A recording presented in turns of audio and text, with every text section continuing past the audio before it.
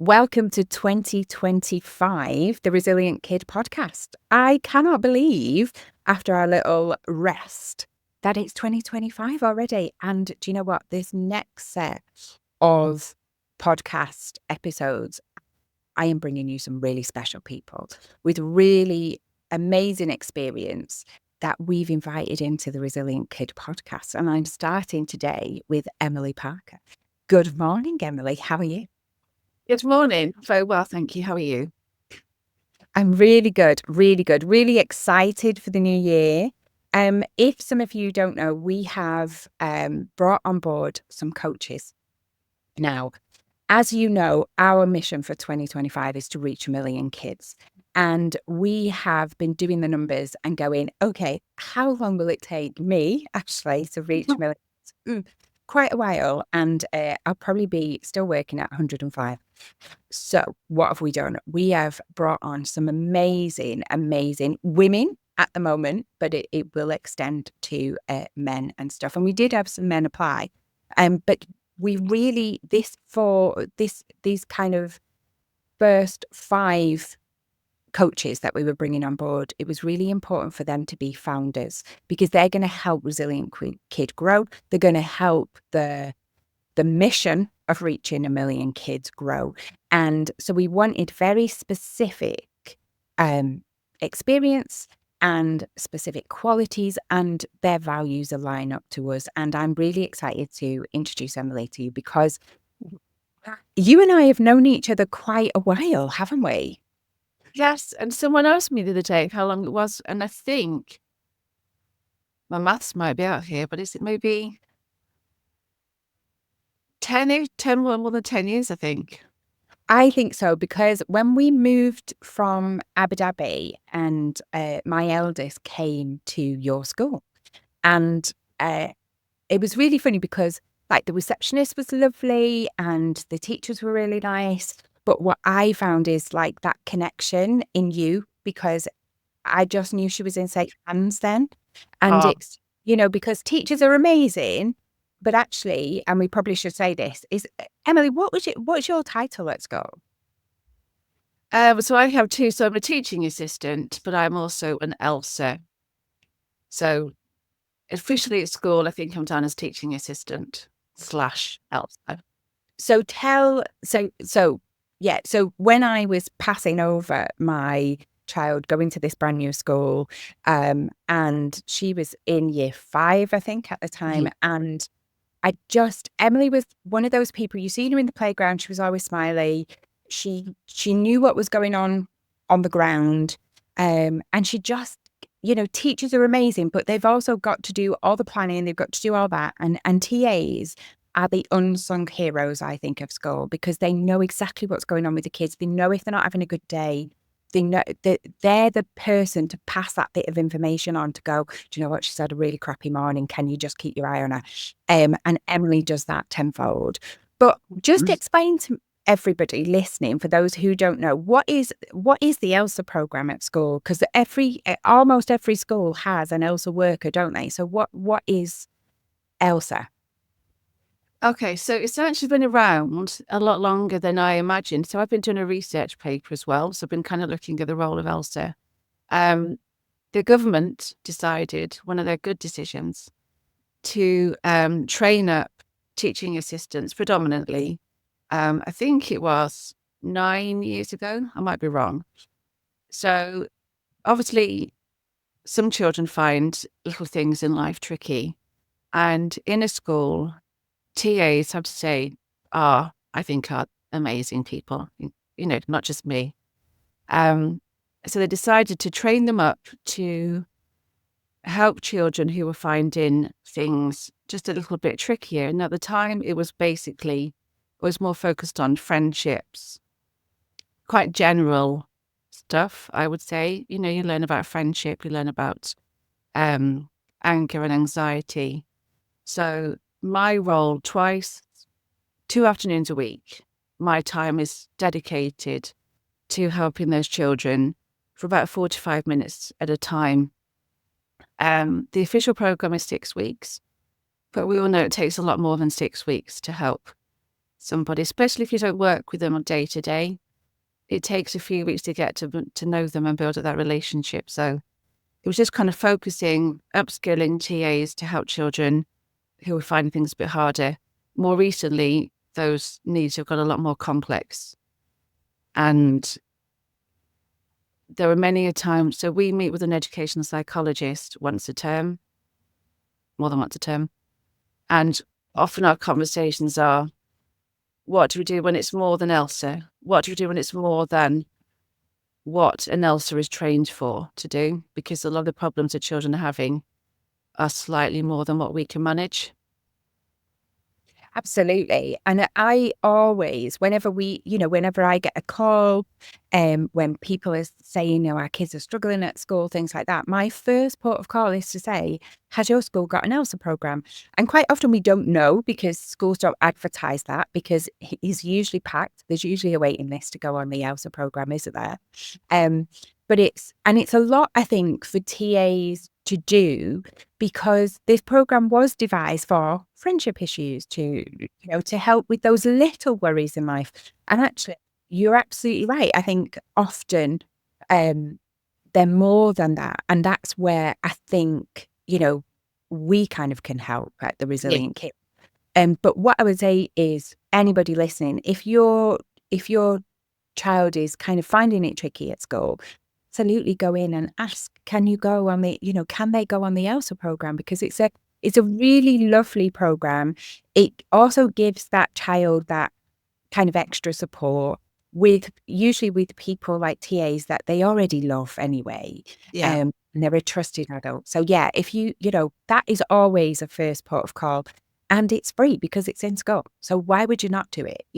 For me, it's great. It's a really good one. So that's kind of how you've started. Now, tell us a little bit more about, because you're studying at the moment, tell us a little bit more about that. So the virtual schools have asked each school, or offered each school, I should say, the chance to train 2 members of staff to be trauma-informed leads.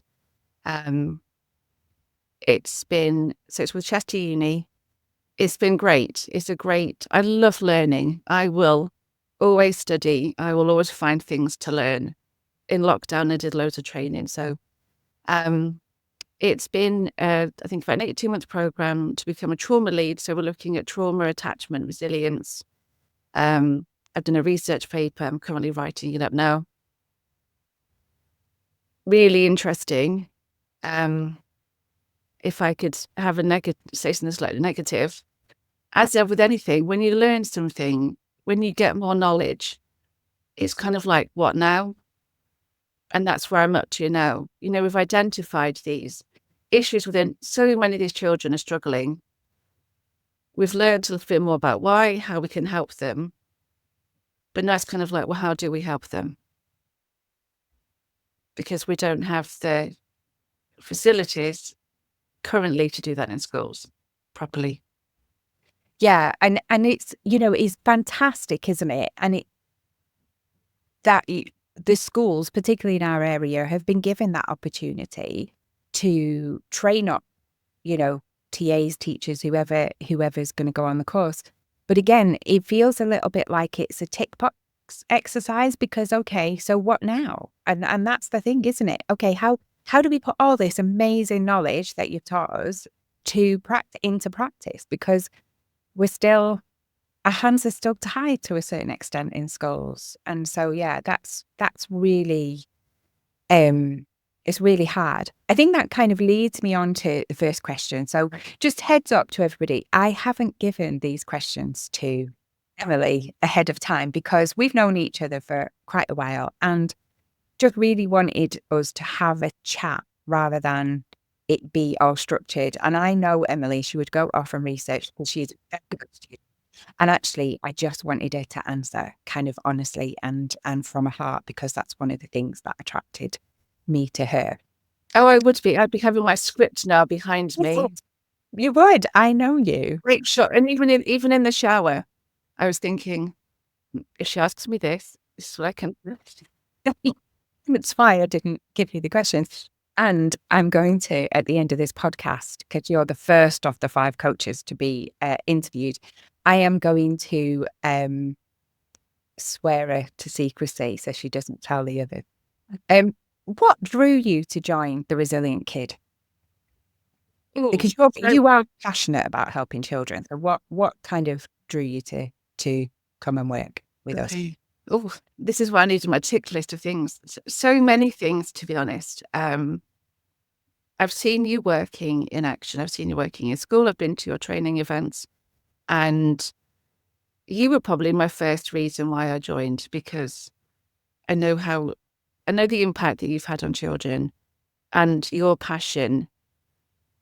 You can tell. Anybody that would ever mention your names knows how passionate you are. And I think I align with that. I love my job. I have to say that I do. I love my job in schools.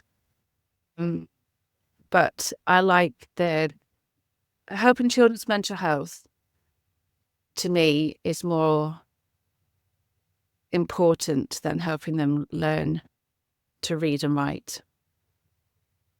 I'll be honest, because so many children now, they're not managing the learning side of things because their mental health is quite bad. And until you have that sorted, nothing else happens anyway. Another reason is, for me personally, my children are grown up and I wanted this to be a time for something for me to do. What else? I just think I can make a difference. And do you know what? I think, so it was funny because when Emily first came, and she is a proper life learner, but when Emily first said that she was interested, I was like, yeah, she would be great. And then because I know that often in schools, and particularly for TAs, there's no accident that our coaches are made up of, over half of TAs, is that your hands are tied. And I thought, and I kind of didn't dismiss you, but I did try and put you off, didn't I? Yeah. I did say, like, I'm not sure that this is, 100% for you. And you were like adamant. You came and met me. And yeah, it was really funny. And I think, and that's kind of what I know of you, is that we can do this. Like, we absolutely can do this. And I want this, even though I had tried to put you off. It was that dogged determination. And I think, my God, we can harness that for kids, because I've seen you like that with children. And I know that all your previous experience and skills, you are absolutely going to make a difference. Thank you. In kids' lives. And so, of course, I wanted you on the team. I kind of, I suppose, for me, wanted to know how much you wanted it. Because you have a lovely job. And I was like, I'm not sure she's going to want to leave that. And you're not leaving, are you? You're going to do, which is brilliant, which is great. So that's, that again is really, really good, because it also informs us, when we've got people in schools, informs us what's going on and how we can tailor our programs for that. So that's really good. Emily, what excites you the most about becoming a Resilient Kid coach?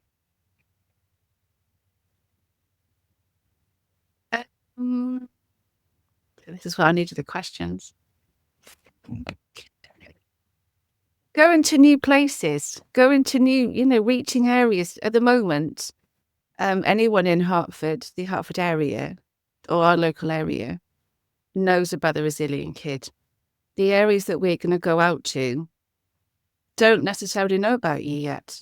And I think the fact that we can spread out across Cheshire, I think is amazing, because it won't just be, oh yeah, people in this area know. It'll be, just the amount of people that we can reach, I think is what excites me the most.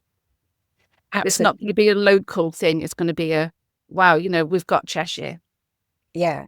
And also, so Emily's going to cover Chester, which is just amazing, because there is so many kids in need. And I have probably said this on the podcast before, but one of the things that I do for for new coaches is invite them on a discovery evening to find out more about the company, more about what they can do, things like that. And one of the biggest kind of passions for me at the moment is if we have a look at mental health statistics for kids, it's 1 in 6 are struggling with their mental health. But if we look at the Northwest is 1 in 5. And so that's why it was really important for me for us to start up north first. I mean, I'm a Manchester girl, I grew up there. So Manchester, and we do have a coach over in Manchester, but that real sense of northernness, which we don't really have here in Cheshire as much, I don't think. But in Manchester we do. And so that's what made me look into the figures. And I thought it's really important that we establish ourselves here first. So the fact that you're taking Chester, for me, is just amazing because we're really spreading our wings. We're going to go right from Chester to Fiona, who's over in Manchester, kind of Stockport way, Cheadle, Hume way, and that's just, for me, it's like a dream come true because I know how busy I am. So can you imagine when all of us are like doing it? It's just going to be brilliant. Excellent. That's a really good answer, by the way. Unprepared. I love it.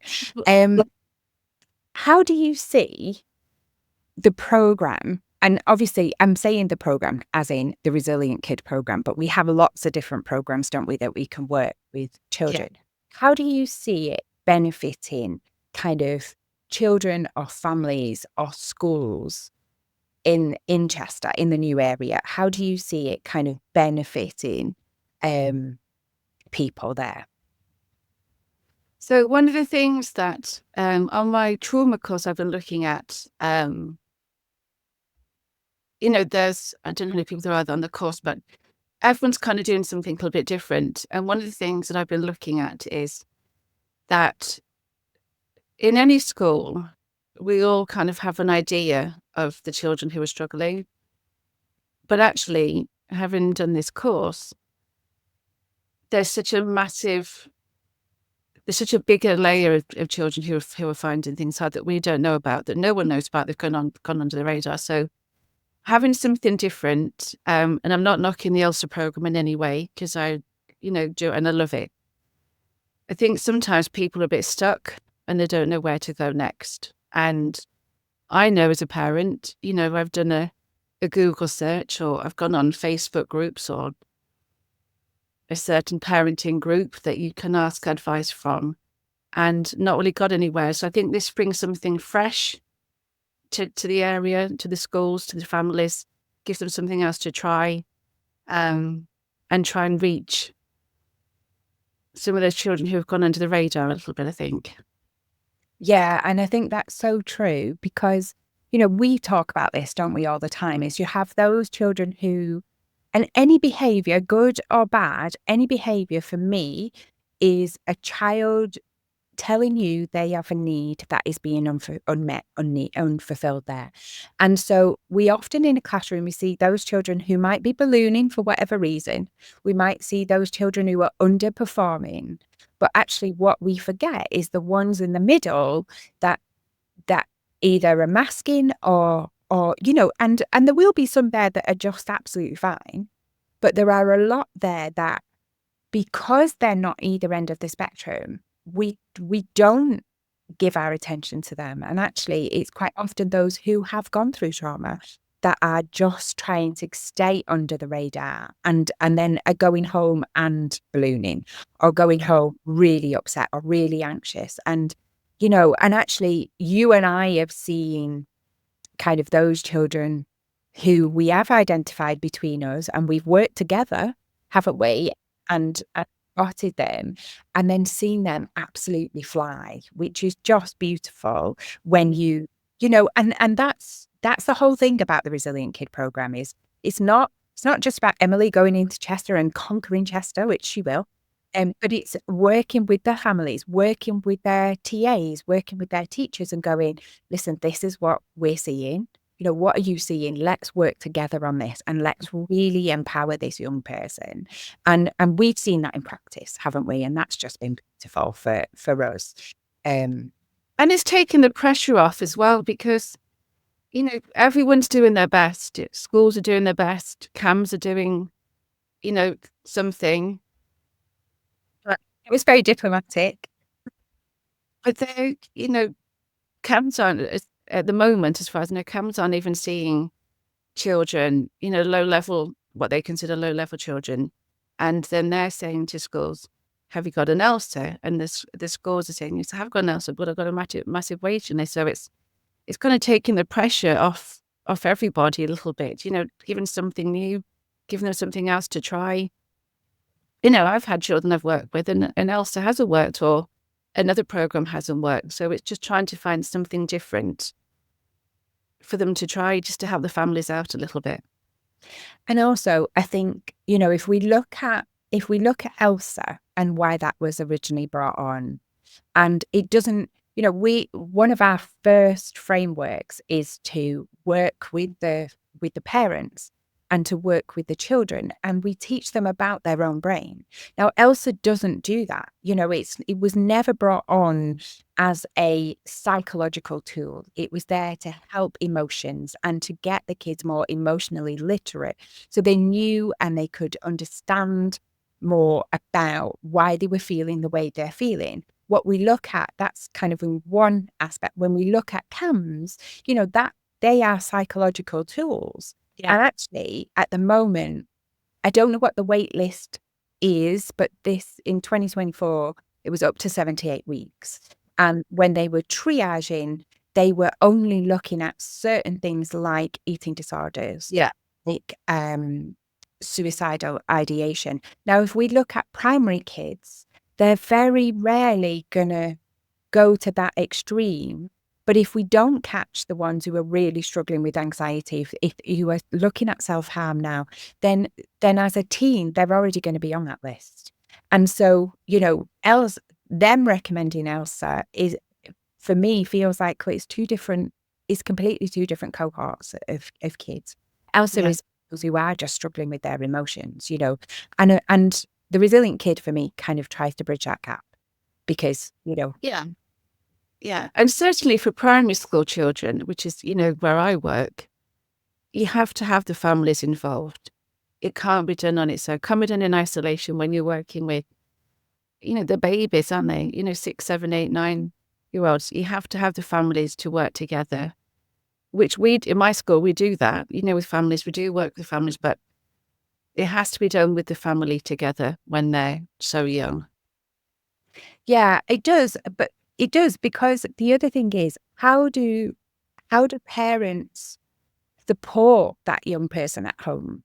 How do they not only support, but kind of that communication? And I think that's where TAs are really good. They communicate, with the teacher, and that kind of connection between the teacher and the family often. And I think keeping up that communication, but saying, listen, we've taught them this, we're going to try this. Why don't you do that at home? But also giving that support, listening to those parents. Okay, tell us what's happening at home, as well. And I think that's where the resilient kid model kind of comes into its own, really, because we really support them as well as chatting to the TAs and the teachers. I mean, one of my bylines is, I'll talk to the bus driver if it's going to, so it's really important. Emily, last question. She'll be very relieved at that. Last question. What would you say to parents or schools who might consider working with a resilient kid coach? Give us a call, chat to us, find out more. I appreciate that. For my area, going to Chester, it's not a well-known program, so invite us into the schools, talk to us, email us, just get more information. As you know, I love knowing more. I like to know as much as I can. So do the same, phone us up, look on the website, look at our videos that you made us do for Christmas. Just find out as much as you can about us and give us a go. Brilliant. Give us a go. I think that's really important is, it costs nothing to have an initial call with us. And I think we always, we try and signpost, we try and, because we're not for everybody. But there is very few and far between people who don't take us up. And I think that's usually because it might be a money constraint. But the biggest thing for me is because we are approachable, and all the coaches that have come on board are that in bucket loads, absolutely bucket loads. So if you're in the Chester area, then come have a look at the resilientkid.co.uk and go on the coaches page and have a look at Emily, and contact details are there. So you can absolutely get in touch with her if you just want a conversation. Whether you're a teacher and you've got a child that's struggling in class, whether you're a parent and you know that your child might be going under the radar, then Emily definitely is the woman for you. There you go. That wasn't too bad, was it? Yeah, I can breathe now. Emily, Thank you. What is, I lied, obviously, because now I'm just about to ask you another question. What is your hope for 2025? So we launch in about a week's time, isn't it? I think a week yesterday. I'd like to get established in some schools. I'd like to work with as many families as I can. I'd like to help as many people as I can, not just children, families as well. Just get us out there, get going. I love it. I love it. Thank you very much, Emily. As I said, you can check out the resilientkid.co.uk and check out Emily's page. She's also got her own socials, so have a look at that. It's TRK Coach Emily. Is that right? Am I right? That's it. Yeah. Hey, excellent. I was trying to run through everybody then, see what you were. She's on Insta, she's on Facebook. Go and check her out. Emily, thank you very much and welcome to the family. Thank you very much.